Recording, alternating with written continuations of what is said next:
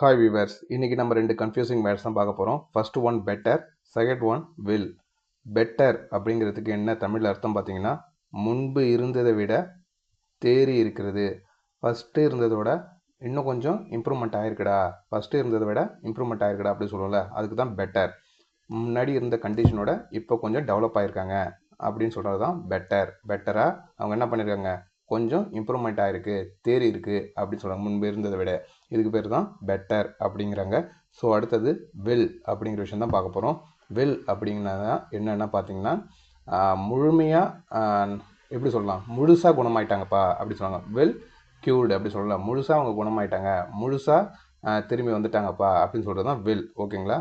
Well அப்படிங்கிறது தமிழில் முழுவதுமாக நன்றாக இருக்கிறது, அதாவது அவங்க ஃபுல்லாக க்யூர் ஆகிட்டாங்க அப்படின்னு சொல்கிறதுக்கு தான் வெல். பெட்டர் அண்ட் வெல் ரெண்டுத்துக்கும் வித்தியாசம் புரிஞ்சிருக்கும் நம்புகிறேன்.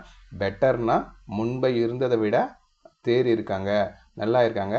வெல்லுனா முழுசாக நல்லா இருக்காங்க, வெல்னா முழுசாக நல்லா இருக்காங்க அப்படின்னு அர்த்தம். ஸோ உதாரணமாக எக்ஸாம்பிள் அவங்க கொடுத்துருக்கேன் பாருங்கள். பெட்டருக்கு ஒரு சென்டென்ஸ் மேக் பண்ணியிருக்கேன் உங்களோட அண்டர்ஸ்டாண்டிங்காக. She is better today than she was a week ago. மறுபடியும் படிக்கிறேன். She is better today than she was a week ago. ஒரு வாரத்துக்கு முன்னாடி பார்க்கும்போது ரொம்ப மோசமாக இருந்தாங்க, ஆனால் இன்னைக்கு முன்பை விட ரொம்ப தேறி இருக்காங்கப்பா, நல்ல டெவலப் ஆகிருக்காங்கப்பா அப்படிங்கலாம் தமிழில் உங்கள் அண்டர்ஸ்டாண்டிங் கொடுத்துருக்கேன். போன வாரம் இருந்ததை விட அவள் இன்று தேறி இருக்கிறாள். அதாவது போன வாரம் இருந்ததை விட அவள் இன்று தேறி இருக்கா.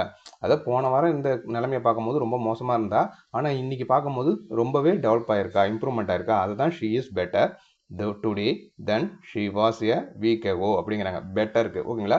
முன்பை இருந்ததை விட நல்ல டெவலப் ஆயிருக்காங்க. அடுத்ததா வில். இதுக்கான ஒரு எக்ஸாம்பிள் பார்த்தீங்கன்னா, வில் அப்படிங்கிறதுக்கு என்னன்னு சொல்லியிருந்தோம், முழுசாக குணமாயிருக்காங்க, முழுசாக நல்லா இருக்காங்க சொல்லணும்ல, அதுக்கான சென்டென்ஸ் மேக்கிங் தான்.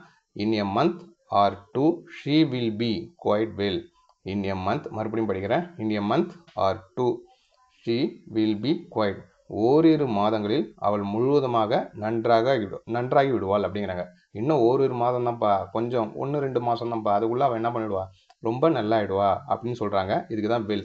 முழுசாக நல்லாயிடுவா, முழுசாக குணமாயிடுவா, இன்னும் ஒரு மாதத்தில் 1-2 மாதத்தில் அவர் முழுசாக குணமாயிடுவா, நல்லாயிடுவா அப்படின்னு சொல்லி முடிக்கிறாங்க. ஸோ இதுதான் பெட்டர் அண்ட் வெல்லுக்கு. இந்த வீடியோ உங்களுக்கு பிடிச்சிருக்குன்னு நம்புகிறேன். மறக்காமல் சப்ஸ்கிரைப் பண்ணுங்கள் நம்ம சேனலை. தேங்க்யூ ஃபார் வாட்சிங் மை வீடியோ.